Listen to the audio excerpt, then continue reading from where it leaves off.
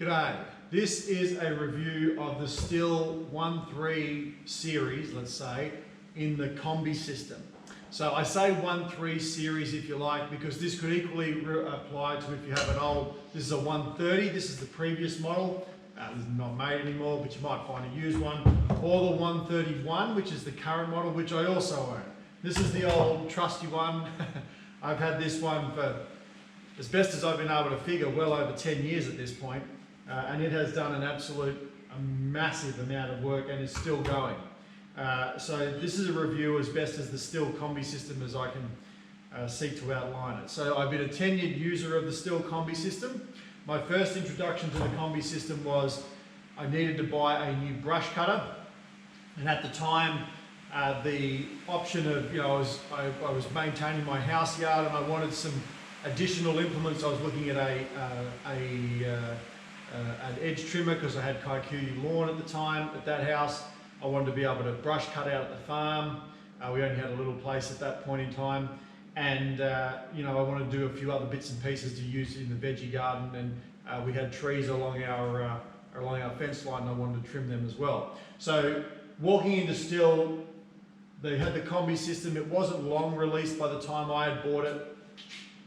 So I want a brush cutter, and they said, oh, well, what else would you think of using? Well, actually I went in there for an edger, and so I also want I went in for an edger and a brush cutter. I said, well, have we got the thing for you? So that was why I bought one. I bought the biggest one that they had, and one of the things which I find about tools that try to do everything is generally with tools that say they can do everything, is generally they do everything okay but nothing particularly well. In the case of the Stihl Kombi system, I've found it quite acceptable as a brush cutter compared to my old brush cutter which I wore out. This one I keep at home now, but it had tenured duties in the orchard around young trees, keeping grass down around our sheds in my yard. At home I'd use the edger attachment. My father borrows it.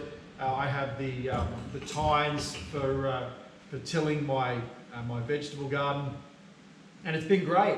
In fact, my first memory of the Stihl Kombi system was my local Stihl dealer asked me, he said, oh, I've got someone who wants to buy one, would I be able to get you to give a recommendation to them? I would give them a call. I said, that's fine. They gave me a ring and they said, what's the problem? Is there any problems with it? I said, look, if anything, I'd say it's got too much guts for a lot of stuff that I do, because he was worried that it didn't have enough guts. And I said, it's got plenty of power. I've run on my what you'd say whippersnipper or brush cutter attachment. I've run a steel blade on that, and I've cut small trees down with a diameter of about 1.5 to 2 inches, no problem. Just sometimes I've meant to do that, sometimes I haven't meant to do that, but it has plenty of power. Now, the Stihl brush cutters you can get if you go into the professional range. The professional range brush cutter, you can get an engine far bigger than this one now. So if you have some real requirement for serious horsepower, well, you might need to go beyond this. But for everything that I've done on the farm and at home, this has done a quite capable job, and it's resulted in me buying another one in the new series. I don't see a whole lot of difference between the two in terms of operation. They both work fine. They both take any of the attachments, no worries at all. It's been pretty simple. It's not a complicated system. You just buy your end, you buy your drive unit, and then the end just slots into the end. There's a little groove that you line up, and try and do this so that you can see it. And then it slots in. You tighten that up. That's why it wouldn't go in, because that was already too tight. And there you have it. That's installed. So I've got, as I said, the brush cutter, I've got the tiller, the edger, I also have a hedger, which is in here, and a pole saw, which is in here. But I run them as well and have found them fine. The pole saw is probably the least useful thing. It is handy when you want to cut something down when you're on the ground. It's got a long reach, but I find that generally the stuff that I'm trying to cut, I can reach it, so I just use a chainsaw. So that probably gets the least amount of use. As I said, the brush, it's just a standard Stihl brush cutter head for all intents and purposes. So if you're happy with a Stihl brush cutter head, you'll be happy with this. The edge is fine. Trimming Kikuyu, this is still the original. This has cut so many edges, it's not even funny. One thing that is a problem though is it tends to clog up. If you're doing Kikuyu and you get into some heavy going, I find that you have to stop the brush cutter and you have to dig it out on occasion, which is a bit annoying. But that is what it is. But it's cheaper than buying a separate edger, so it does the job fine. That tendency to clog up a bit is a bit annoying. The tillers, if you've got a veggie garden that you've worked up to a degree or it's pretty fluffy, this will eat through it. If you've got a hard compacted clay or a hard compacted soil that's never been turned over, that will just kind of have it. It might dig in, but it usually has a tendency to skip across the ground. But having said that, I've put this into some pretty tough ground that I've only really just smacked with a mattock or something just to break up into clogs. And I have been quite impressed that when it will dig in, I've only had one real problem with it where it wanted to skip across the top. When I bought it, the Stihl dealer was very, very quick to say, you're going to have to prep your ground first. Once it's prepped and you want to turn stuff in, or you want to get it ready for planting, no problem, it'll do a great job. But I actually have been surprised at its ability to till over virgin soil. I've been quite surprised at how readily it will do that. It's actually pretty good for attachment that goes on the head of effectively a Stihl brush cutter. I've actually found it pretty good and I use it quite a bit. So after we've done the winter veggies or the summer veggies and we're preparing for winter veggies preparing for summer, cut them down and I generally just turn them in. I've also used this for green manure where I've sown down something like oats in my veggie patch and then cut it with the brush cutter and then gone back through it, cut it, let it dry off and then come back through it with that and turn it all in, and it's worked a treat. Absolutely fantastic. So you're not going to use it out in the field. I'm a farmer, I'm not going to use it in the field, but around the house to till in your soil. If you're an avid gardener, avid veggie gardener, I find the tiller very, very useful. So as I said, this one is the original. It's been going for over 10 years, I think, as I said, but it has had really heavy use. If you're a homeowner, I would suggest this has got far in excess of anything that you will do with it.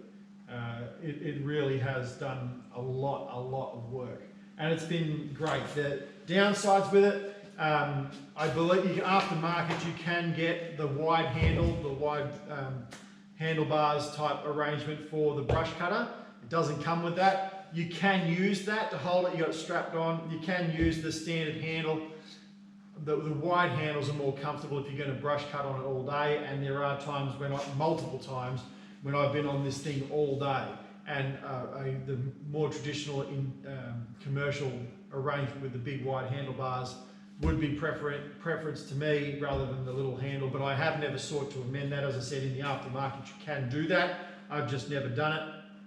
But having said that, the handlebars with some of the other attachments would not be useful at all, like pole saw, the hedger. I understand why they haven't included it.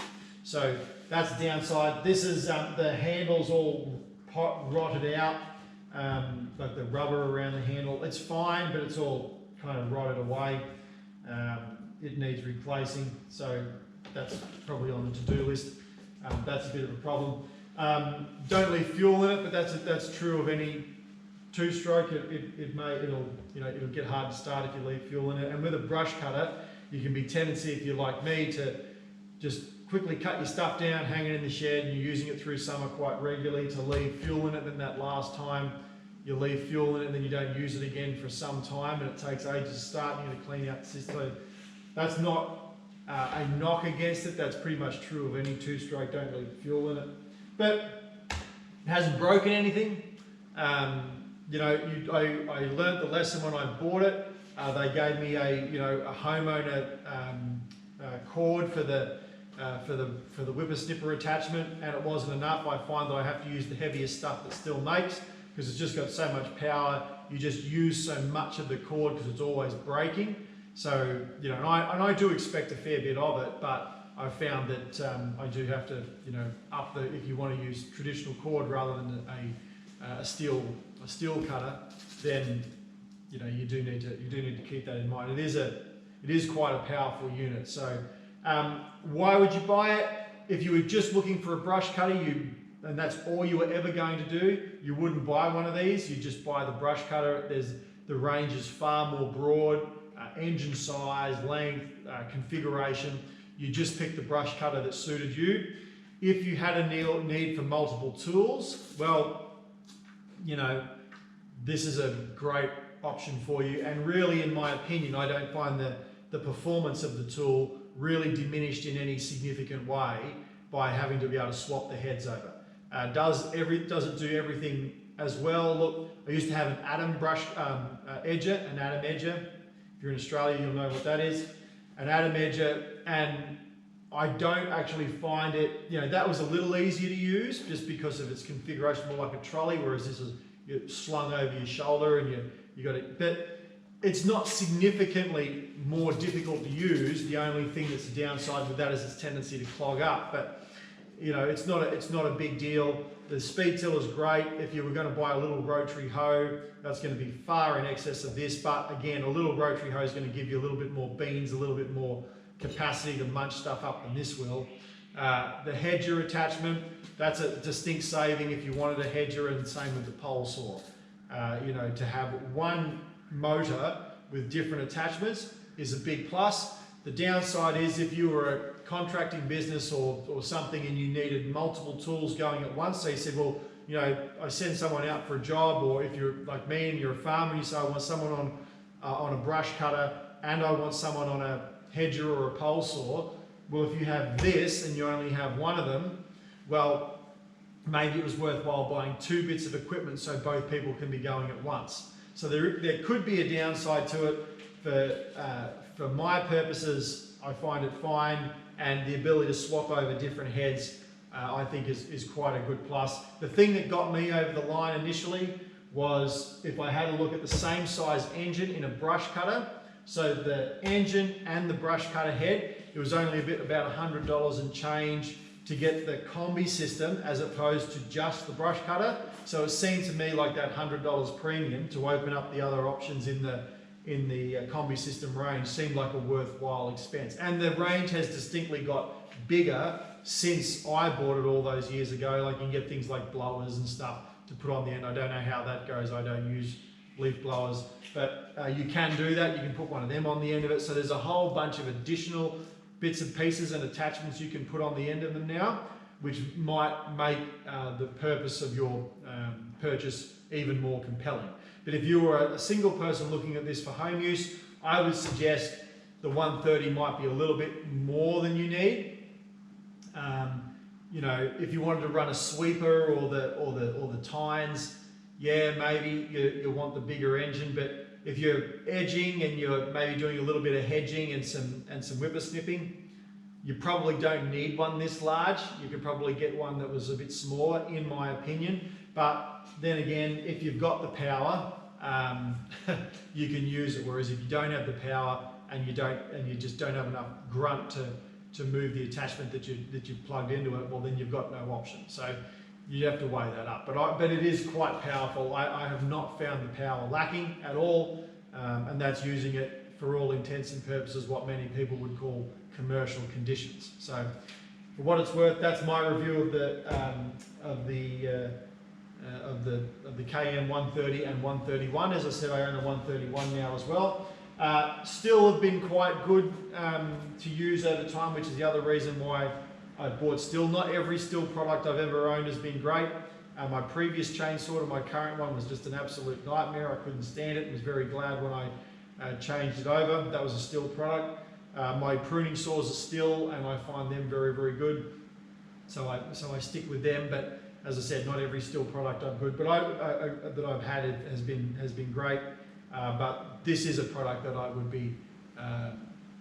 wouldn't hesitate to recommend. So if you wanted the multiple attachments, yes. If you need to have two people at once going on two different bits of equipment, this probably won't suit you. Or if you only need a brush cutter, or you only need an edger, then this is probably excess to your requirements, but it does future-proof you to an extent if there's additional bits and pieces that you want to get later on. So for what it's worth, that's my review of the KM130 and 131 in the Stihl KombiSystem range, and a short review of the other bits of attachments that I have here. I hope this was useful for you. Thanks for watching.